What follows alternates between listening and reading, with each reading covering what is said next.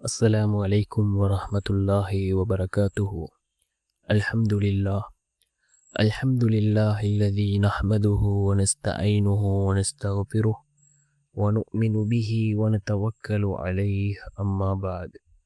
அன்பிற்குரிய அல்லாஹ்வின் நல்லடியார்களே, அன்பு சகோதரர்களே, நாம் தொடர்ச்சியாக பார்த்து வரக்கூடிய துஆக்களினுடைய திக்ருகளினுடைய தொகுப்பில் இன்று நாம் பார்க்க இருக்கின்ற விடயம் என்னவென்றால், லுஹாவுடைய நேரம், லுஹாவுடைய தொழுகையை தொழுதுவிட்டு நாம் இந்த துஆவை 100 தடவைகள் ஓதி அல்லாஹ்விடம் பிரார்த்தனை செய்வோம். இந்த துஆவை ஓதுவதன் மூலமாக அல்லாஹ் ஜல்ல சுப்ஹானஹு வ தஆலா நம்முடைய எல்லா நிலைமைகளையும் அல்லாஹ் சீர்படுத்தி தருகின்றான். நம்மை ஒரு போதும் அல்லாஹ் கைவிட மாட்டான். அப்படிப்பட்ட மிகச்சிறந்த ஒரு துஆவை தான் நாம் இன்றைய வீடியோவில் பார்க்க இருக்கின்றோம். அன்பார்ந்தவர்களே, அல்லாஹ்வின் நல்லடியார்களே, நாம் கண்ணியமான ரமலானினுடைய மாதத்திலே இருந்து கொண்டிருக்கின்றோம். இந்த ரமலானினுடைய மாதத்தில் ஒரு சுன்னத்தான அமலுக்கு அல்லாஹ் ஒரு ஃபர்லினுடைய நன்மைகளை வழங்குகின்றான்.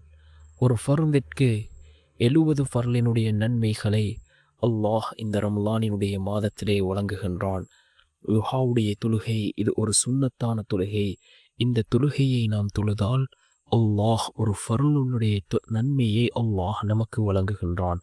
அன்னை ஆயிஷா ரலியல்லாஹு அன்ஹா அவர்கள் கூறுகிறார்கள், ரசூலுல்லாஹி ஸல்லல்லாஹு அலைஹி வஸல்லம் அவர்கள் லுஹாவுடைய தொழுகையை வளமையாக தொழுது வரக்கூடியவர்களாக இருந்தார்கள் என்று அன்னை ஆயிஷா ரலியல்லாஹு அன்ஹா அவர்கள் கூறுகிறார்கள். அந்த அளவுக்கு சிறந்த ஒரு தொழுகை. யார் இந்த லுஹாவுடைய தொழுகையை தொழுகிறார்களோ அவர்களுடைய வாழ்க்கையில் அல்லாஹ் வறுமையை இல்லாமல் செய்கின்றான். அவர்களுக்கு ஒரு போதும் வறுமை ஏற்படாது என்று அன்னை ஆயிஷா ரலியல்லாஹு அன்ஹா அவர்கள் இந்த லுஹாவுடைய தொழுகையின் சிறப்புகளை பற்றி கூறினார்கள்.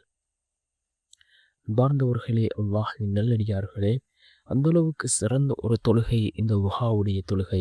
லுஹாவுடைய நேரம் எப்பொழுது ஆரம்பமாகின்றது என்றால், சூரியன் உதயமானதிலிருந்து ஒரு அரை மணித்தியாலம் கழித்ததிலிருந்து லுஹருடைய அதானுக்கு இடைப்பட்ட நேரம் இந்த லுஹாவுடைய நேரமாக இருக்கின்றது. இந்த நேரத்திலே நாம் இந்த துஆவை ஓதுவோம். மிக முக்கியமான ஒரு திக்ர். அல்லாஹ் ஜல்ல சுப்ஹானஹு வ தஆலாவுக்கு அழகிய 99 திருநாமங்கள் இருக்கின்றது. இந்த திருநாமங்களை கொண்டு நாம் அல்லாஹ்விடம் உதவி தேடினால் நிச்சயம் அல்லாஹ் நமக்கு உதவி செய்கின்றான்.